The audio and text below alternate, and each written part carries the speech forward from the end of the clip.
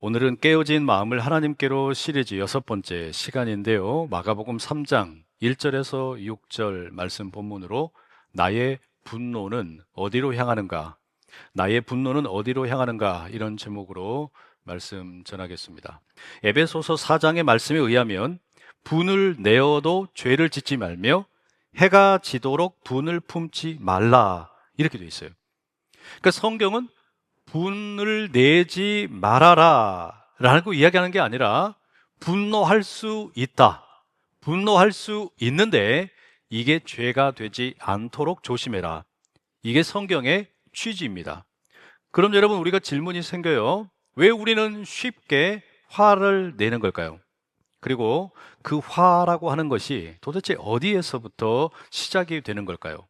이 심리학에서는 이 분노에 대해서 우리에게 아주 중요한 통찰을 줍니다. 특별히 감정 중심 치료에서 뭐라고 말하냐면 이 분노를 가리켜 2차 감정이라고 말합니다. 분노가 마치 빙산과 같다라고 이야기합니다. 분노는 뭐냐면 수면 위에 튀어나와 있는 빙산의 일각, 이것은 2차 감정이고 그것보다 훨씬 더 커다란 건 어디 있다는 거예요? 수면 아래에 있다.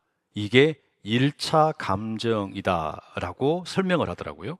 우리가 어떤 사건이나 자극을 만났을 때 처음 느끼는 감정이에요. 근데 이 감정은 대부분의 경우에 아주 약하고 부끄럽고 드러내기 힘든 감정입니다. 예를 들면 상처나 슬픔이나 두려움이나 수치심, 거절감, 무력감, 이런 것들입니다. 사람들은 이런 연약한 감정 위에다가 자기를 보호하기 위해서 갑옷을 입힌다는 거죠.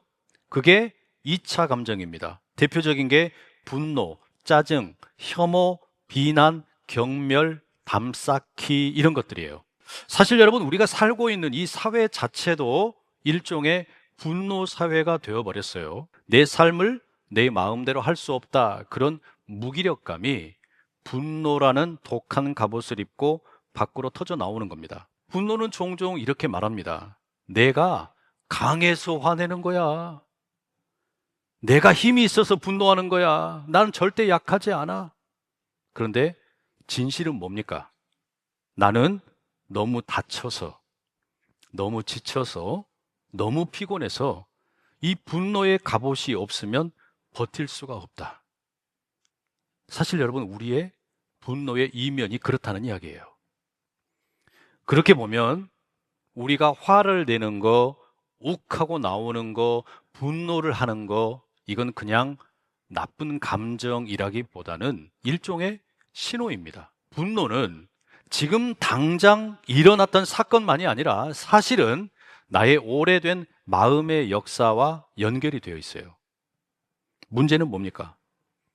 상처가, 우리 마음의 상처가 하나님께로 가지 못하고 분노가 되어서 다른 방향으로 흘러갈 때입니다.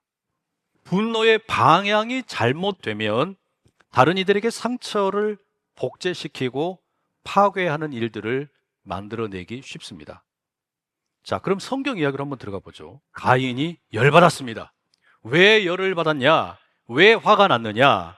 표면적으로 보면 하나님께서 내 제사를 받지 않으셔서 화가 났어요. 하나님께서 내가 애써 준비한 이 제사를 받지 않으니까 화가 났는데, 더 깊게 들어가 보면 뭐가 있습니까? 거절감이 있어요.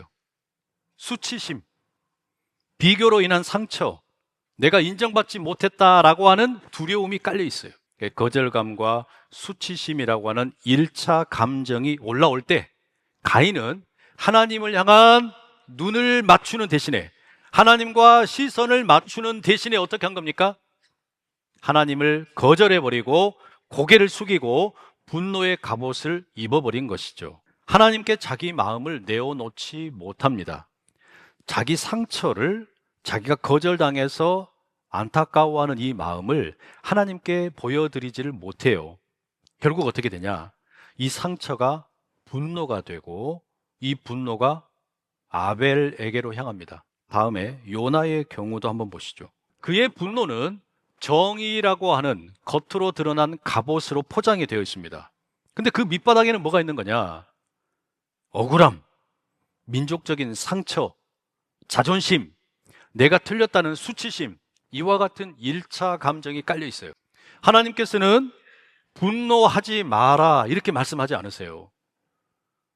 분노하지 마라, 그건 죄다 이렇게 말씀하시는 게 아니라 가인아, 왜 화가 났니? 물으시는 거예요.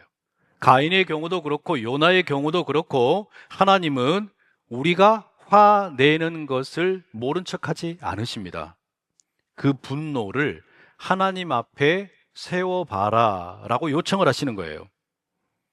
이제 오늘 핵심 본문인 마가복음으로 한번 넘어가 보시죠. 예수님이 노하셨어요. 분노하신 겁니다. 그런데 우리의 분노와 예수님의 분노 사이에 차이점이 있어요. 예수님의 분노는 자기 자존심이 다쳐서 나온 게 아닙니다. 예수님의 분노는 사랑이 짓밟힐 때 나옵니다. 생명이 무시될 때 나옵니다. 연약한 자가 종교의 이름으로 방치될 때 나오고 있는 거예요.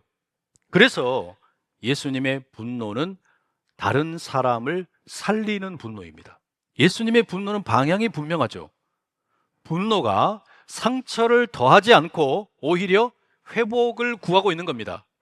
예수님의 거룩한 분노는 죄인을 제거하는 분노가 아니라 죄인들의 죄를 대신 짊어지는 십자가였어요. 예수님은 분노하셨지만 그 분노를 폭력으로 사용하지 않으셨습니다.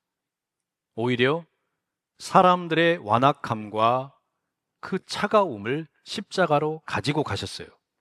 그래서 여러분, 십자가는 하나님의 분노가 폭발한 자리가 아니라 오히려 하나님의 사랑이 저와 여러분의 모든 죄를 덮어버리는 자리가 된 줄로 믿습니다.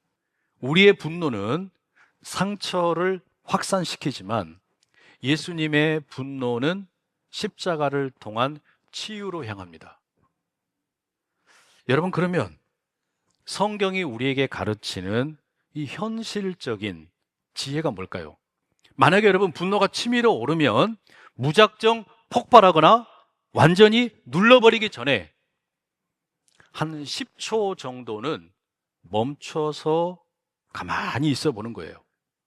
이 분노의 칼을 들고 춤을 추기 전에 10초 정도 주님께 묻는 거예요. 주님, 제가 지금 막 화가 나려고 그러는데 이 분노가 막 끓어오르는데 혹시 제게 숨겨져 있는 이 아픔이 뭡니까? 저는 지금 무엇을 두려워하고 있습니까? 내가 왜 이렇게 화를 냅니까? 여러분, 그렇게 10초라도 참아보게 되면 바로 그 시간이 분노를 기도로 바꾸는 골든타임이 될 수 있어요. 성도 여러분, 오늘 제목을 다시 붙잡으면 좋겠습니다. 나의 분노는 어디로 향하는가? 나의 분노는 어디로 향하는가? 분노가 사람을 향하면 폭력이 되고 자기 자신을 향하면 자기 연민이 되지만 하나님을 향하면 기도가 됩니다. 분노는 절대 사라지지 않아요. 그러나 분노의 방향은 우리가 바꿀 수 있어요. 우리의 분노를 십자가 아래로 가져가게 되면 거기서 분노는 복수가 아니라 회개가 되고 파괴가 아니라 치유로 변화될 거란 말이에요. 하나님 앞에 여러분의 무겁고 거친 그 분노의 갑옷을 벗어 내려놓으실 수 있기를 축복합니다. 그리고 숨어있던 감정들, 거절감이든 상처든 무력감이든 두려움이든 그 1차적인 감정을 하나님께 내어드리실 수 있기를 간절히 축복합니다. 그때 비로소 하나님께서는 우리의 분노를 죄로 묻는 게 아니라 그 상처를 치유의 자리로 변화시켜 주실 줄로 믿습니다. 기도하겠습니다.